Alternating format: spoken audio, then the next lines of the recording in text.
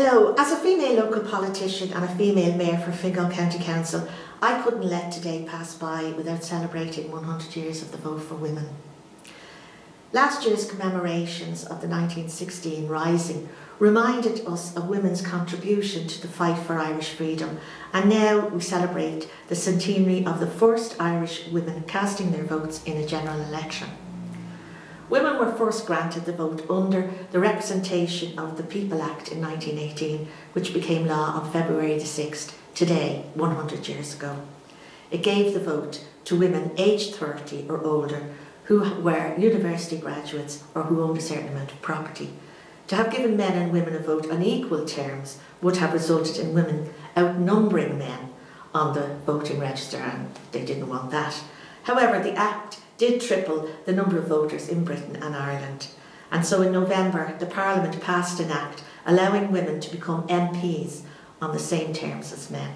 In December of that year, 2018, a general election was held in Britain and Ireland. Of the 17 women who stood for election, 2 of them, Winifred Carney and Countess Markievicz, stood in Ireland, and only 1 woman out of all of that 17, Countess Markievicz, was elected to the House of Commons. However, she never took her seat in Westminster, but went on to be a minister in our own country. Irish women achieved full voting equality with men in 1922, when the Constitution of the Irish Free State permitted all citizens who had reached the age of 21 to vote for members of Dáil Éireann. The centenary of women's suffrage provides an opportunity to reflect on how women's rights have improved over the last 100 years and to look at what still needs to be done currently and in the future to progress the improvements made. There are 35 women TDs in the Dáil and only 19 senators. Clearly, much more needs to be done to bring women forward in politics. I do hope that this 100th anniversary year will encourage and inspire more women to become politically involved, and will remind us all about the importance of the right to vote and how hard and difficult it was for those women in achieving that vote.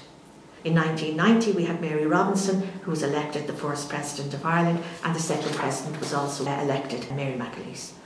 As regards politics today, we have no female Taoiseach as yet, but we have had 4 Taoiseach: Mary Harney, Mary Coughlin, Joe Burton and Frances Fitzgerald.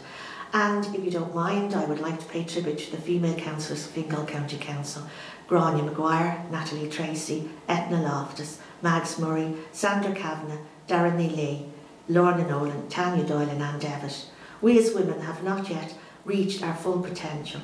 I feel as a human race that we are in a great time of change, and women are at the forefront of that change. Despite progress over the last several decades, we still have a lot of work to do.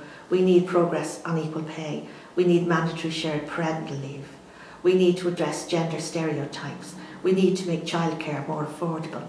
We need to address the gender pay gap and how it affects income earners, low income earners and those with lower levels of education attainment.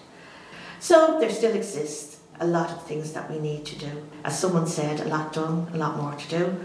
But today, 100 years ago, we were headed in the right direction with votes for women. I do hope you take into account all these women, Irish and international, who fought for us 100 years ago, and that we and you will treasure your vote, treasure your democratic right to cast your vote. Your vote is heard when you vote. Don't lose that voice, and don't let our suffragette sisters down.